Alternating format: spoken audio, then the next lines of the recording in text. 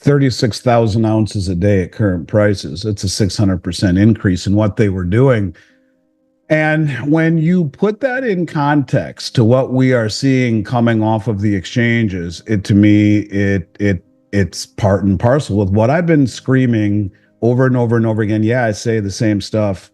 I do, but it keeps happening and it keeps happening and it keeps happening. And if you don't pay attention, you miss it. The recent data, as of August 31st, shows us that when you talk about the amount of silver that's been taken off just the LBMA in the last month from July 31st to August 31st. July 31st, they call it the float in London.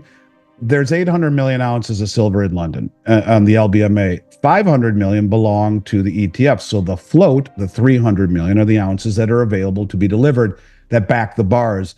So when we talk about the float at the end, the last day of July in 2024, that float was 336 million ounces of silver, or 10,440 tons. At the end of August 31st, 1 month later, it's 309 million, or 9,599 tons. In other words, 27 million ounces, or 8.1% of all the silver in the London vaults was drawn down in 1 month, in the month of August. And so when you talk about how fast this is happening, it's ridiculous. And then you look at COMEX, and since November 2020, when I started on talking about this with you, that's about when I started talking about all the deliveries coming off of COMEX that had never happened before.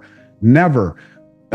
We've seen in gold, 2,136 tons of gold have stood for delivery, and 24,072 tons of silver have stood for delivery. And I remember I said that just in terms of the amount of 336 million ounces is 10,440 tons. Well, since November of 2020, we have seen this massive amount of 24,000 tons taken off. So you're talking, almost what are we talking? 800 million ounces. That's almost the exact amount that India has imported in the last 3 years.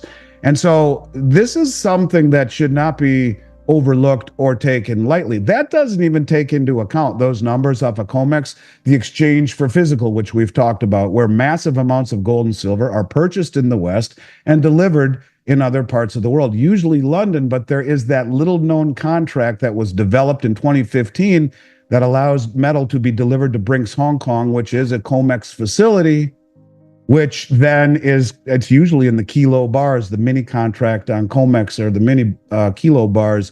Well, that's what's traded on the Shanghai Metals Exchange. So they can buy and stand for delivery on the mini contract and send it to Brinks, Hong Kong, where then who knows where it goes, probably gets trucked over to the Shanghai Exchange, which deals in kilo bars.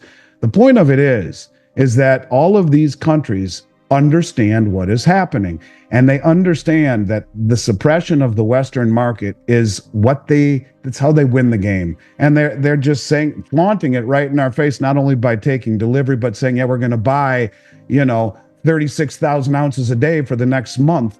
This is what they're doing. They're using the suppression of the Western paper market against us. I've been saying that forever, and they are draining the exchanges. So let me just read this to you. It's about 4 paragraphs. But I want you to keep this in mind as we talk about the potential for them revaluing the price of gold and why all of these countries are massively buying it, okay? So this is 1974. America's objective, the official transcript of the meeting quotes Enders as saying, was to move towards a demonetization of gold to begin to get gold moving out of the system. Kissinger asks, why is it against our interest to have gold in the system? Enders replies, it's against our interest to have gold in the system because for it to remain there, it would result in being revalued periodically. Although we still have substantial gold holdings, a larger part of the official gold in the world is concentrated in Western Europe. Well, now it's concentrated in the East. Anyways, he says this gives them the dominant position in world reserves and the dominant means of creating reserves. We've been trying to get away from that into a system which we can control.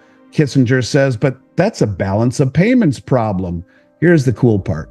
Yes, but it's a question of who has the most leverage internationally, Enders answered.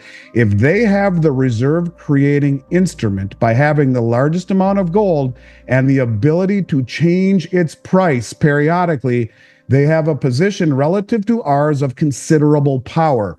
All right. So now we talk about gold in the unit and gold being used to back a new system. And who's buying all the gold? Oh, yeah, it's the central banks, more so than in any time in history. And what is gold? We know it's the only other tier one reserve asset. And what are they doing? They're all repatriating it and bringing it home. And what's happened in China over the last 6 months? Well, they've pushed silver $4 an ounce higher than it is quoted in the West. So isn't that really the price? So if you are a sophisticated trader or an idiot trader on Goldman Sachs or JP Morgan, well, you got 50 million ounces, you can sell at a $4 premium. You just cleaned house. You just made $200 million. So you're happy about that, but that 50 million ounces, that ain't ever coming back. Never, never, ever.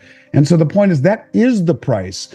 So when you talk about they knew this in 1974 and gold is held on every central bank balance sheet in the revaluation account, and Enders was telling Kissinger, we can't let them have the gold. They can revalue it.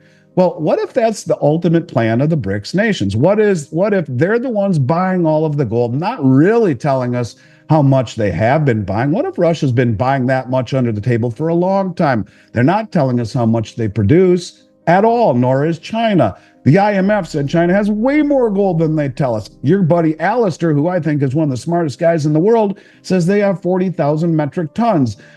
Not the 2,700 metric tons that they tell us that they have. And the head of the IMF said they got way more. The lead analyst for Bank of Montreal says they have. Well, what if all of these countries ultimately plan to revalue gold just the way that Senator Loomis talks about?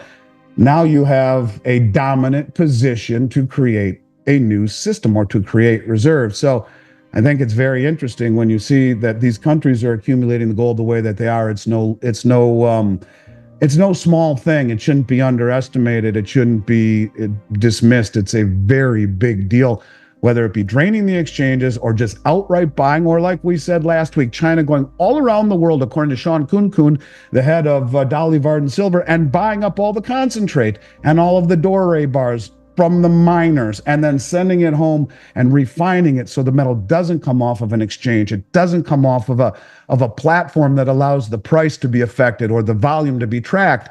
This is a high stakes game, and we are losing and they are winning, and they are using our stupidity of suppression of the paper markets to do so. It's a big deal, Dunnigan. It's a really big deal.